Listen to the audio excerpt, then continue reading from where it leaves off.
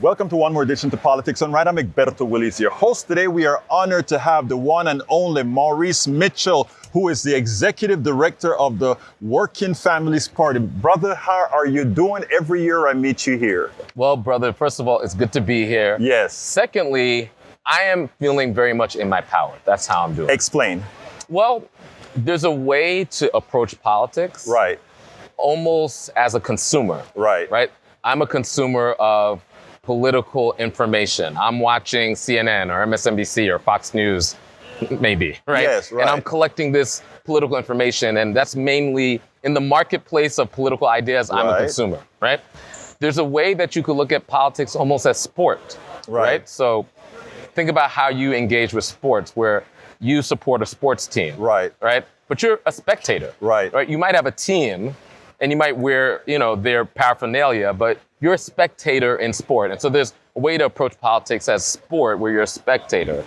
I choose to approach politics as an agent. Amen. Right? As somebody that's on the battlefield. Exactly. Right? I believe that the things that I do in the political arena actually matter. Absolutely. That there are no guarantees, right? That nothing is predetermined. What determines political outcomes are the things that you do, I do, we all do, people who are watching us do. Right. So I'm firmly in my power, and and I also understand that it's not just about what I do as an individual. Right. Or what I might tweet as an individual, but what I'm able to do collectively with other people just like me, right? That's the power of everyday people, the power of working class people. Whenever you've seen massive upheavals politically, whenever you've seen big and powerful people come down or corporations come down, usually there's a story about how everyday people came together, maybe in a labor union, maybe through a political party, maybe through a political movement, and have transformed our society. And the amazing thing to realize for everybody is I'm one of those regular people. Absolutely. Who have, in every historical moment, been a part of transformation. What is stopping me in this historical moment from being part of transformation? The reality is nothing but your mind and your heart and your ability to organize other people. Maurice, very important. Right now, 2024 is coming and a lot of people are scared. Let me first tell you, I am not scared at all. I know that if we go out there and do the work, first of all, I think the Republicans have left a pathway that progressives not winning would speak poorly of progressives if we don't win, given the damage that they're going to be doing throughout the system. Why don't you tell our progressives what it is they need to do to ensure that what they're fearful of, instead of being fearful, they better get their butts to work? Oh, look, we have to do our historical responsibility between now and November, right? The concern that people feel is the stakes. The stakes are high, right? But look at what they did in France. Right. In France, you had a party that was a centrist party. Right. And it was like a centrist coalition. Exactly. And then you had a party that was a left party, which is a left coalition, right? Not only did they not like each other, they hated each other. Right. Not only did they have policy differences, they didn't agree on any major policy. Yes. What did they do when the right-wing coalition was gaining traction? They did their historical duty and came together in a disciplined and strategic way in order to defeat the right wing. And as a result, the progressive faction ended up being the leading faction. Yes. Why? Because our point of view as progressives is actually very popular with everyday people. And the right-wing point of view is very unpopular. So MAGA and Trump and all the MAGA adherents, they are giving us a gift when they produce almost 1,000-page document that lays out their plans for the country. And in that document, what are they concerned with when people are attempting to make ends meet and they're concerned with affordability, right? And they're concerned with, for example, the prices of life-saving drugs. And the pro-democracy coalition, which we're a part of, we have a solution for that, which is getting the pharmaceutical companies, right, commandeering them in order to cap the prices of drugs. What is in Project 2025? Well, outlawing pornography? What? When you get governing power, that's what you want to do? You want to tell me what I could watch on the internet? That's what you want to do with governing power? When our coalition wants to make sure that you and people like you are able to afford a dignified life, right? Or they want to maybe criminalize librarians that share books that aren't on the approved state book list. That's what they want to do. They want to criminalize and make abortion completely illegal.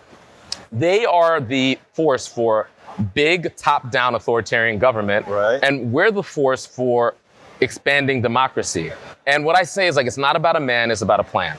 So it's actually not about Trump or Biden. Right. It's about what those electoral outcomes unlock in terms of the space that we have to organize and the time that we have to be able to advance our agenda. So our agenda is about, for example, if you are a working person and you don't have a union, or you want to expand the rights that you have in order to organize, getting the PRO Act done, right? If you believe in democracy and you want to protect voting, right, getting the John Lewis Act past the finish line. Right. If you believe that you and your family and your doctor are the only people that should have a conversation about family planning or about your reproductive rights, right, then it's about getting legislation that is more expansive than Roe on the agenda.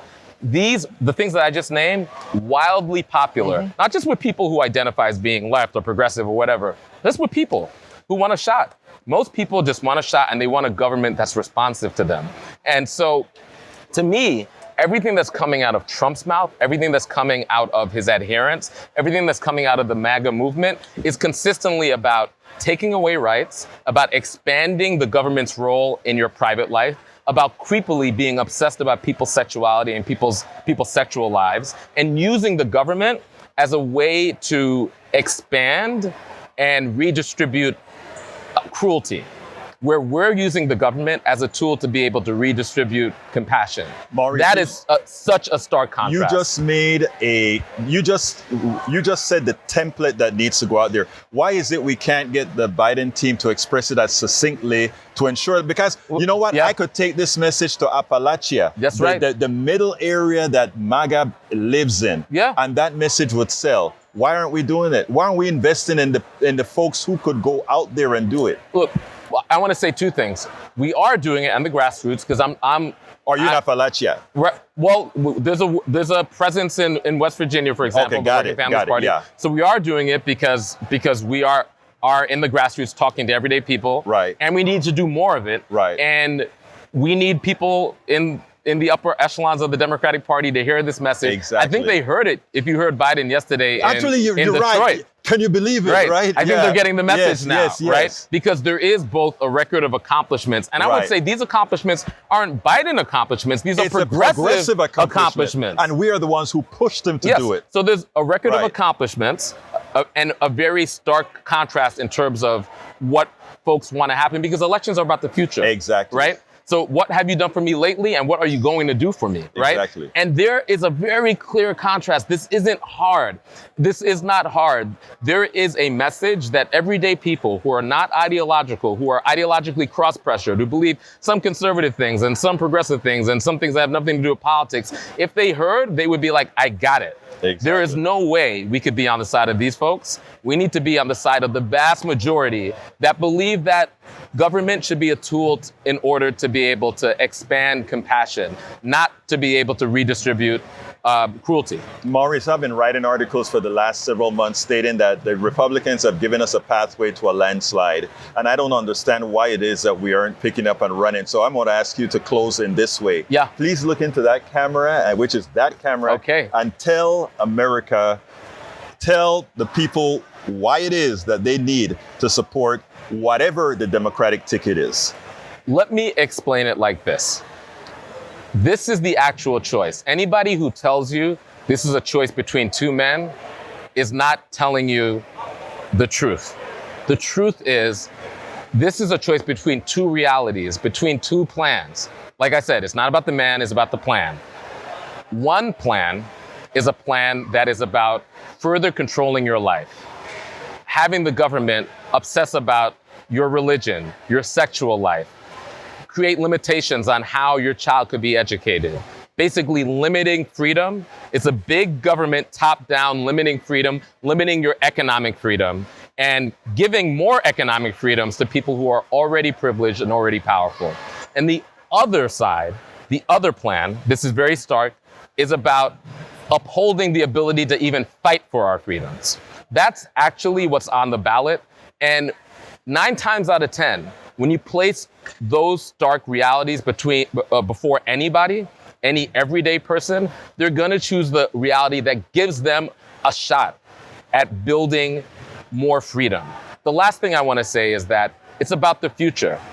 So we need to block authoritarians. We need to block people who believe that their idea of Christianity should become the state idea of Christianity and it should be enforced on you, right? People who strongly believe that, people who believe that separation of church and state is a problem. And I want to say the separation of church and state is as important in protecting the church from the state as it is for protecting the state from the church, right? Those people are on one side. On the other side is the possibility to be able to build the country that we have never actually experienced. A democratic economy, a democratic society where we have more freedoms, where we're able to take and be able to benefit from the bounty that is the richest country in the history of countries. Why can't we, for example, in the richest country in the history of countries, abolish child poverty? We can. And why do we know we can? Because we enacted the child tax credit, which almost overnight dramatically brought down child poverty. What we now know is child poverty is a choice, a political choice. When you vote against MAGA, you're voting for the opportunity to debate whether or not we're willing to do that. When you vote for MAGA, you're voting for no longer having the opportunity to make that happen. That's what's at stake, and that's what should give us excitement and momentum around the ability to be able to defeat them, but more importantly, not just block them, but then to continue to organize, not for Democrats, not for Joe Biden, but for your family, for other working people, for the economy, society, and democracy that we know in our bones that we deserve. We can make that happen, but everybody who's listening is going to have to talk to their neighbors, talk to their family members, talk to their co-workers and explain that it's not about a man. Whatever you think about these men, it's about a plan. Maurice Mitchell, Executive Director of the Working People's Family. My brother. And once again, let's do it again next year. We'll do it again next year. All right, let's get out there and win. Thank you, my brother. Thank you. We spend a lot of time deconstructing the news, trying to parse it into a form that everybody can understand. We try to find those little nitpicks where it flies above the fray, etc.